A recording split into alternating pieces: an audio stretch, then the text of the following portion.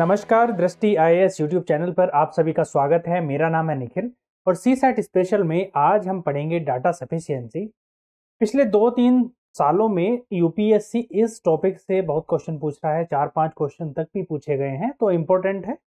Data sufficiency यानी आंकड़ों की पर्याप्तता। होता क्या है इसमें कि कुछ डाटा दिया हुआ होता है, वो सफिशिएंट है आंसर देने के लिए। आपके क्वेश्चन जो दिया है उसका आंसर देने के लिए दिए गए आंकड़े सफिशिएंट हैं या नहीं, ये आपको तय करना होता है। आंसर नहीं बताना होता, पर यह बताना होता है कि क्या दिए गए आंकड़ों के आधार पर उत्तर दिया जा सकता है।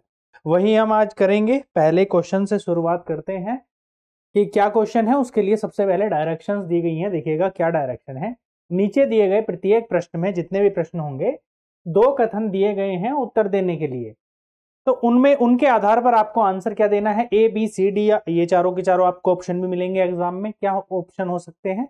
यदि कथन 1 पर्याप्त है और कथन 2 पर्याप्त नहीं है, दोनों में से, 2 स्टेटमेंट में से अगर केवल एक से ही आंसर दिया जा सकता है, दूसरे की जरूरत नहीं है, या फिर दूसरा अपर्याप्त है, तो ए ऑप्शन हो गया।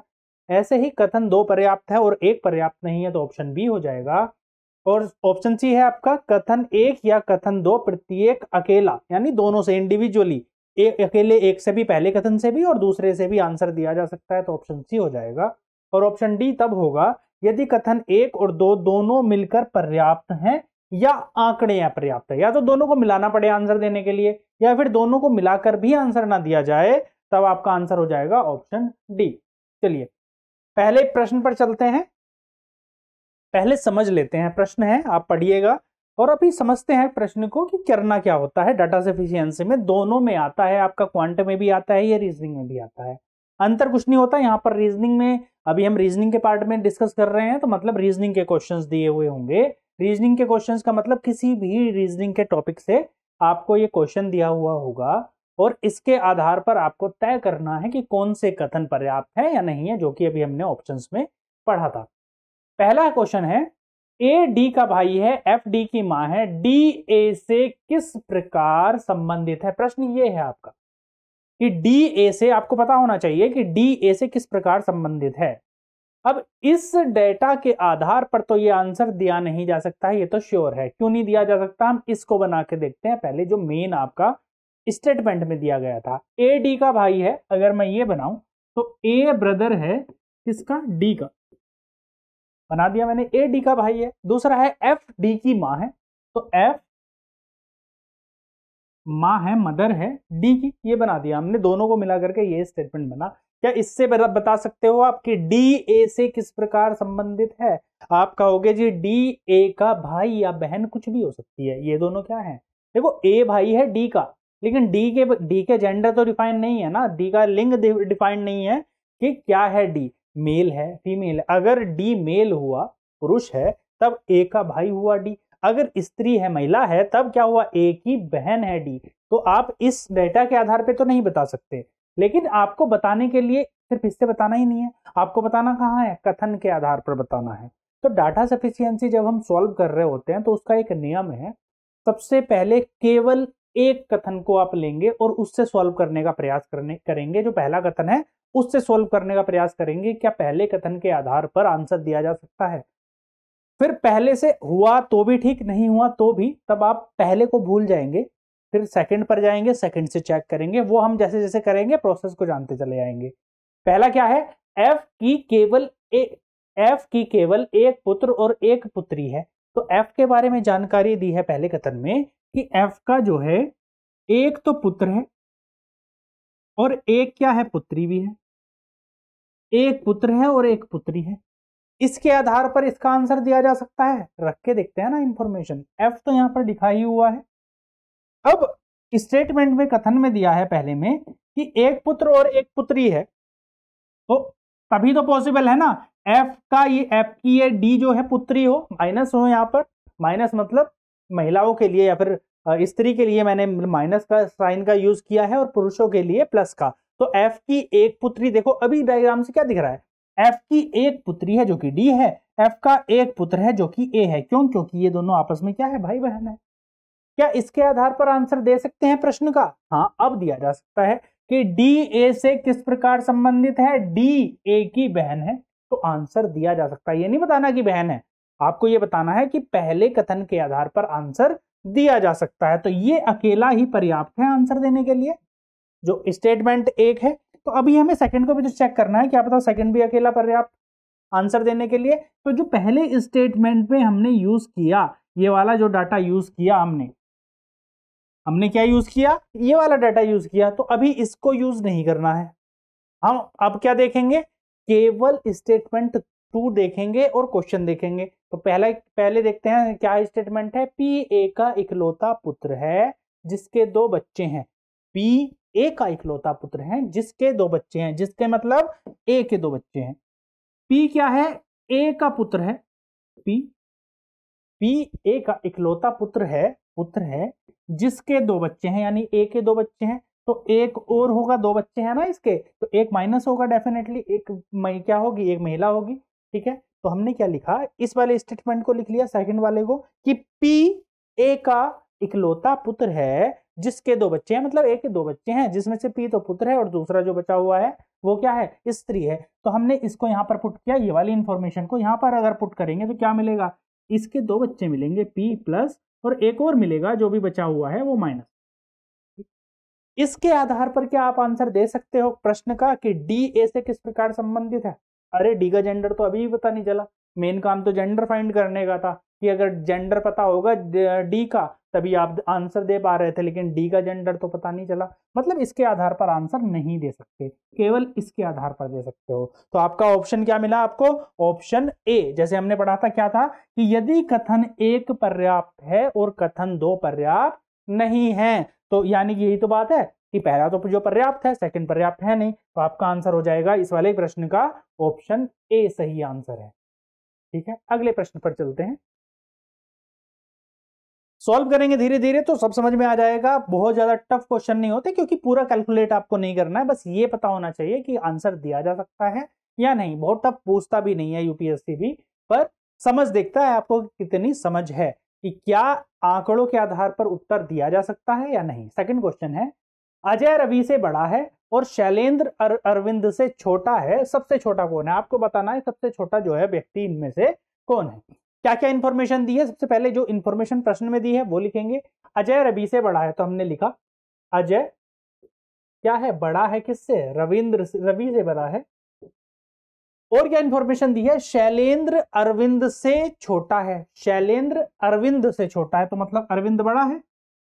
अरविंद किससे बड़ा है, शैलेंद्र से, या फिर ये कह लें कि शैलेंद्र छोटा है अरविंद से, शैलेंद्र।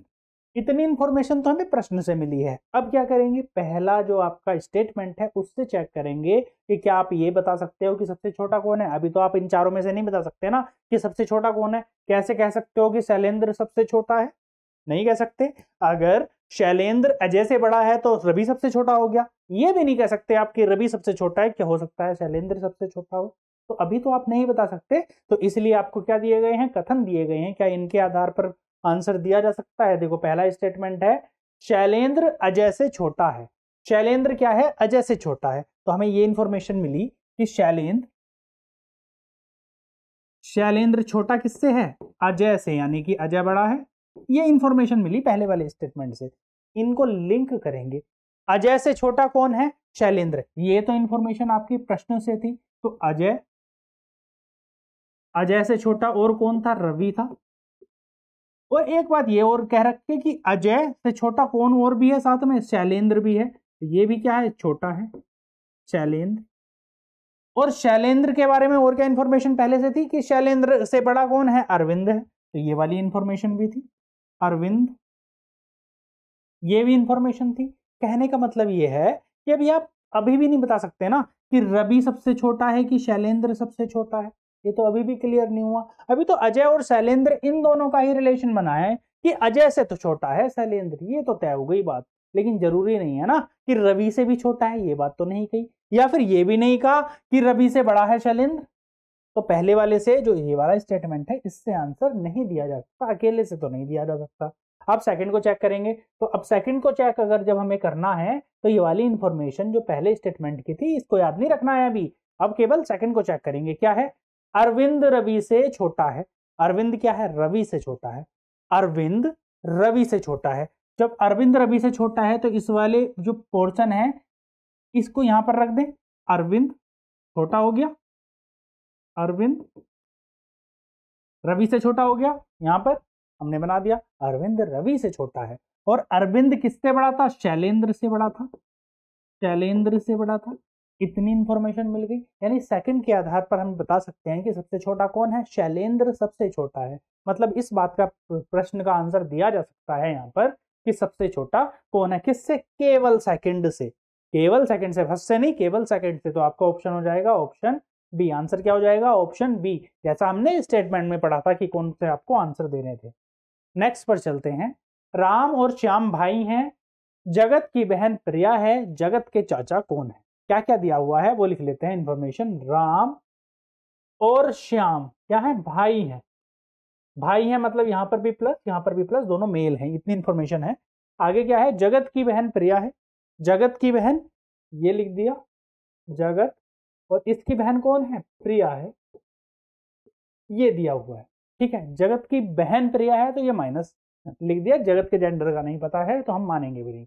जगत के चाचा कौन है, चाचा का मतलब कौन होते हैं, पिता के भाई। पिता के भाई देखो यहाँ पर चाचा लिखा है, हिंदी में ताऊ भी हो सकता था, लेकिन इंग्लिश में अगर आप देखेंगे तो अंकल ही लिखा हुआ होगा, तो इसलिए चाचा ताऊ में कंफ्यूज नहीं होना है कि यार चाचा दिया है, ताऊ दिया है, या फिर अंकल वाला रिलेशन दिया है। इंग्लिश में एक बार चेक कर लेना है कि क्या दिया है। यहाँ पर जैसे दिया हुआ है ना चाचा कौन है, तो इंग्लिश में लिखा हुआ होगा अंकल कौन है, तो ये चेक करना है, अंकल चेक करने हैं ना, मतलब पिता का भाई कौन है ये बेसिकली चेक करना है। पहले कथन को देखते हैं। महेश राम के पिता हैं, तो राम के पिता कौन है, महेश है, हमने ये बना दिया। महेश कौन है, राम के पिता हैं। क्या इससे हम बता सकते हैं जगत प्रिया कहां पर पुट करें, कहीं भी नहीं कर सकते ना। अभी तो नहीं पता जगत के चाचा कौन है, जगत के पिता का ही नहीं पता, तो चाचा का तो तभी पता करेंगे ना। प्रिया के पिता का पता है कि इन दोनों का पिता तो सेम ही होगा ना, क्योंकि प्रिया जगत की बहन है। तो जब ये नहीं पता इनके पिता कौन है, इसका मतलब ये है कि पहले वाले से आंसर नहीं दिया जा सकता। अब पहले से आंसर नहीं दिया जा सकता तो हमने ये वाली इंफॉर्मेशन भी हटा दी, ये वाली इंफॉर्मेशन भी हमने क्या किया, ये तो क्वेश्चन की इंफॉर्मेशन दी। सेकंड वाले में क्या दिया है, प्रिया श्याम की पुत्री है। जो प्रिया के बारे में दिया है ये कौन है, श्याम की पुत्री है, मतलब श्याम की पुत्री कौन है, प्रिया है। हमने क्या लिखा है यहाँ पर, प्रिया कौन है, ये श्याम की पुत्री है, श्याम की पुत्री, ये लिख दिया। इतनी इंफॉर्मेशन मिली। और क्या दिया था, जगत की बहन कौन थी, प्रिया, तो यहां पर क्या है, जगत तो यहां पर लिखेंगे, जगत की बहन प्रिया थी। अब जगत के चाचा पूछा है, देखो प्रिया के पिता कौन है, श्याम, मतलब जगत के भी पिता कौन है, श्याम है। अब देखो पिता, जो जगत के पिता का भाई कौन है, राम है। यहाँ पर जगत के पिता का भाई, जगत के पिता का भाई मतलब अंकल है, जगत का अंकल कौन है, राम। मतलब सेकंड वाले से आप आंसर दे सकते हो, सेकंड स्टेटमेंट से आप आंसर बता सकते हो, केवल सेकंड से, कि आपका जो सही आंसर है वो क्या है, यानी जगत के चाचा कौन है। अगले प्रश्न पर चलते हैं। ऑप्शन हो जाएगा बी, जैसा कि हमने देखा था पहले ही, कि एक बार और से रिमाइंड कर लेते हैं कि ऑप्शन क्या क्या है। अगर केवल कथन एक पर्याप्त है, सेकंड पर्याप्त नहीं है, कथन ऑप्शन बी सही होगा। अगर सेकंड पर्याप्त है, एक पर्याप्त नहीं है, तीसरा सही होगा। या तो केवल एक से या केवल दो से आंसर दिया जा सकता है, और लास्ट है या तो दोनों को मिलाकर आंसर दिया जा सकता है या दोनों को मिलाकर भी आंसर नहीं दिया जा सकता। नेक्स्ट क्वेश्चन पर चलते हैं, देखते हैं क्या है अगला प्रश्न। यदि किसी विशिष्ट भाषा में एंट्री का कोड इतना है, अरेस्ट का कोड क्या होगा। अरेस्ट का कोड बताना है, एंट्री का कोड दिया है ENTRY। कोड क्या दिया है इसका, 1 2 3 4 और 5, ये कोड दिया है। आपको बताना है अरेस्ट का कोड। अरेस्ट का कोड क्या होगा, अरेस्ट लिखा है ARREST। अरेस्ट का कोड कब बता पाओगे, जब ए का कोड पता हो, आर का पता हो, ई एस और टी का पता हो।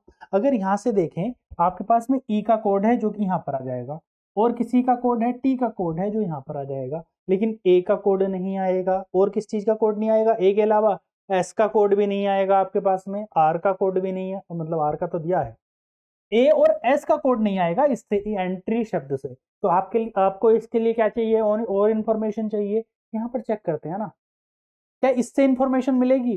अरेस्ट फाइंड करने के लिए आपको एस का पता होना चाहिए, जो कि यहाँ पर एंट्री में नहीं दिया था, और ए का पता होना चाहिए। यहाँ पर ए तो है, सपोज कर लो, लेकिन एस तो फिर भी नहीं आएगा ना आपके पास में, एस तो फिर भी नहीं आएगा। आपको एग्जैक्ट कोड कैसे बता पाओगे जब तक आपके पास में पूरी इंफॉर्मेशन नहीं है। तो इसका मतलब कहने का ये है कि पहले वाले कथन से, केवल पहले वाले कथन से आंसर नहीं दिया जा सकता है। अब सेकंड वाले को चेक करते हैं। ए और एस आपको चाहिए थे, देखो ए तो यहां पर है, ए है, और एस भी तो दिया है, एस भी क्या दिया है, एस यहां पर दिया है। तो एसटीडी का कोड दिया है क्या, 931785। तो ये लिख सकते हैं, एसटीडी का कोड मैंने लिखा, क्या लिखा है देखो, STEADY, इसका कोड दिया था 931785। इससे आंसर दे सकते हैं। अभी मैंने क्या बताया आपको कि आंसर दिया जा सकता है या नहीं। आपने तो सीधा सा इतना बिना कुछ सॉल्व किए, अभी हम सॉल्व कर रहे हैं आंसर फाइंड करने के लिए कि क्या कोड होगा अरेस्ट का, लेकिन कोई जरूरत नहीं थी। आपने सिर्फ देख के ही बता दिया कि पहले वाले से आंसर नहीं दिया जा सकता, सेकंड वाले से आंसर दे सकते हैं, तो इसलिए ऑप्शन बी सही है। पर अभी हम सॉल्व कर रहे हैं। देखो ए के प्लेस पे क्या आना चाहिए, 7, तो ए के प्लेस पे लिख दिया आपने 7। आर कहां पर, यहां पर है, तो आर के प्लेस पर 4, फिर 4 आर आर। ई के स्थान पर 1 आएगा तो 1 लिखा, एस के स्थान पर आएगा 9 तो लिखा 9, और टी के स्थान पर आएगा 3 तो आपने लिखा 3। कोड भी मिल गया आपको 744193। ठीक है, तो मतलब सेकंड से, केवल सेकंड से आंसर दिया जा सकता है। आपका सही आंसर क्या हो जाएगा, ऑप्शन बी। अगले प्रश्न पर चलते हैं।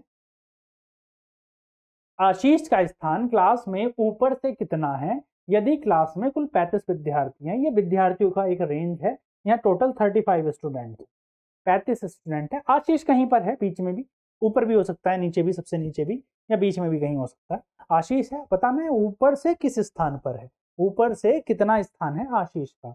तो वो कैसे बताएंगे, कथन के आधार पर बताएंगे कि बता सकते भी हैं या नहीं। तो हम चेक करेंगे, पहला कथन क्या है, आशीष का स्थान, इसी का तो बताना है, आशीष का स्थान राजू से 3 अधिक है जिसका स्थान नीचे से 18वां है। नीचे से 18वां किसका स्थान है, राजू का स्थान। मतलब नीचे से 18वें स्थान पर कौन है, राजू है, राजू है नीचे से 18वें स्थान पर। अब देखो इस आशीष का स्थान राजू से 3 अधिक है। 3 अधिक का मतलब अगर नीचे से 18वां है और टोटल 35 हैं, तो ऊपर से भी राजू का स्थान कौन सा होगा, 18वां होगा कि नहीं होगा। हमने किस में पढ़ा है, ये पढ़ा है ना रीजनिंग में टॉपिक, सीक्वेंसिंग जब हम पढ़ रहे थे तो हमने ये टॉपिक पढ़ा है, कैसे निकालते हैं, 35 माइनस 18 प्लस 1। ठीक है, तो कितना हो जाएगा आपका 36 माइनस 18, 18वां। ऊपर से भी स्थान कितना हो गया, 18वां हो गया राजू का। अब राजू का पता है ऊपर से स्थान क्या है, 18वां है, और आशीष का स्थान राजू से 3 अधिक है। 3 अधिक मतलब राजू का स्थान क्या है, 21वां स्थान है। तो जो आशीष का स्थान, सॉरी, तो आशीष कौन से स्थान पर है, आशीष है 21वें स्थान पर। तो आपने बता दिया ना कि ऊपर से 21वें स्थान पर आशीष है, क्योंकि तो 3 अधिक स्थान किससे है, राजू से 3 अधिक है। तो आप पहले वाले स्टेटमेंट से आंसर दे सकते हैं। क्यों, क्योंकि राजू की पोजीशन दी हुई है और राजू के रेस्पेक्ट में आशीष की पोजीशन भी दी है, तो आप बता देंगे कि पहले से आंसर दिया जा सकता है। तो आंसर क्या होना चाहिए आपका, कि पहला स्टेटमेंट सही है। अभी सेकंड से भी चेक कर लेते हैं। जो सेकंड वाला आपको दिया है, अभी ये पहला वाला तो भूल जाएंगे, अब इसको क्या करेंगे, अभी भूल जाएंगे थोड़ी देर के लिए। अब क्या याद रखेंगे, सेकंड वाला, पहले वाले की इंफॉर्मेशन यूज नहीं करनी है, अभी सिर्फ सेकंड की यूज करनी है, क्योंकि हम सेकंड स्टेटमेंट चेक कर रहे हैं। क्या दिया है देखो, आशीष का स्थान मीनाक्षी से 2 कम है। मीनाक्षी का जितना भी स्थान होगा ना, उससे 2 कम स्थान होगा, जिसका स्थान नीचे से 23 हुआ है। मीनाक्षी कौन से स्थान पर है, नीचे से 23वें। मतलब नीचे से बात करें तो मीनाक्षी यहाँ पर 23वें स्थान पर है। कौन, मीनाक्षी है, मीनाक्षी है। ये कौन है, नीचे से 23वें स्थान पर है। जब 23वें स्थान पर है तो ऊपर से कितने स्थान पर होगी, ऊपर से कितने स्थान पर होगी, 13वें स्थान पर। ऊपर से 23वें क्यों होगी यहाँ पर, अब क्या करेंगे, यहाँ पर 35 माइनस 23 प्लस 1, यानी ऊपर से स्थान कौन सा आया, 13वें स्थान पर। 13वें स्थान पर जब मीनाक्षी है और किसका स्थान है, आशीष का स्थान इससे क्या है, 2 कम है। ये 13वें पर है, तो ये कौन है, आशीष। आशीष यहाँ पर है, यानी कि 11वें स्थान पर। आशीष कहाँ पर है, 11वें स्थान पर। तो आपको पता चल गया कि आशीष की पोजीशन क्या है इस वाले स्टेटमेंट से भी। अब ये कह सकते हैं ना, या तो आप कथन 1 का जो डाटा है वो यूज कर लो या कथन 2 का डाटा है वो यूज कर लो, दोनों से आंसर दिया जा सकता है। तो आपका आंसर सही क्या हो जाएगा, ऑप्शन सी जो था वो आपका सही आंसर हो जाएगा कि या तो केवल कथन 1 या फिर केवल कथन 2 के आधार पर आंसर दिया जा सकता है। अगले प्रश्न पर चलते हैं। सुमित सप्ताह के किस दिन चिड़ियाघर घूमने गया? तो आपको ये बताना है कि सुमित चिड़ियाघर घूमने गया, ये तो दे रखा है, किस दिन गया। पहला स्टेटमेंट क्या है वो पढ़ लेते हैं। सुमित मंगलवार या बृहस्पतिवार को चिड़ियाघर नहीं गया था। अगर मंगलवार बृहस्पतिवार को नहीं गया तो अभी तो सप्ताह के 5 दिन और बचे हैं ना, किसी में भी जा सकता है। क्या पता सोमवार को गया हो, क्या पता बुधवार को गया हो, बस मंगलवार बृहस्पतिवार को नहीं गया। इससे तो आप नहीं बता सकते कि सोमवार को गया है, मंडे को गया है, वेडनेसडे को गया है, फ्राइडे को गया है, सैटरडे को गया है या फिर संडे को। इतने सारे दिन बच गए, अभी तो आप नहीं बता सकते पहले स्टेटमेंट के आधार पर, तो इसके आधार पर आंसर नहीं दिया जा सकता। अब सेकंड वाला देखते हैं। सुमित अपनी माँ के घर आने के 2 दिन पहले चिड़ियाघर गया था। जब अपनी माँ के घर आया ना, उसके 2 दिन पहले चिड़ियाघर गया था, जो सोमवार से 1 दिन बाद आई थी। सोमवार के 1 दिन बाद माँ के घर आने से, तो माँ घर कब आई थी, माँ घर आई थी सोमवार के 1 दिन बाद, यानी कब, मंगलवार को घर आई थी। सुमित अपनी माँ के घर आने के 2 दिन पहले चिड़ियाघर गया, जो कि उसकी माँ सोमवार के 1 दिन बाद आई थी। कब आई थी, मंगलवार को आई थी। और सुमित गया कब, अपनी माँ के आने के 2 दिन पहले, यानी इससे 1 दिन पहले क्या रहा होगा, सोमवार, और इसके 1 दिन पहले और क्या रहा होगा, रविवार। आप बता दिया ना आपने कि रविवार को सुमित क्या था, घूमने गया था। ये बताना नहीं था कि आपको कि किस दिन गया, आपको ये बताना था। क्या आप बता सकते हैं कि किस दिन घूमने गया? हाँ, आप बिल्कुल बता सकते हैं सेकंड वाले स्टेटमेंट के डाटा से कि सुमित किस दिन घूमने गया। तो आपका आंसर क्या हो जाएगा, ऑप्शन बी, कि केवल बी के डाटा के आधार पर आप प्रश्न का उत्तर दे सकते हैं। तो ये इस तरह के क्वेश्चन पूछे जाते हैं आपके डाटा सफिशिएंसी में। मैथ और रीजनिंग दोनों के लिए इंपॉर्टेंट है। मैथ वाले क्वेश्चंस मैथ में करेंगे, रीजनिंग के यहाँ पर क्वेश्चन है रीजनिंग में कर रहे हैं, और कुछ प्रीवियस ईयर क्वेश्चंस के साथ मिलते हैं नेक्स्ट क्लास में। तब तक के लिए धन्यवाद।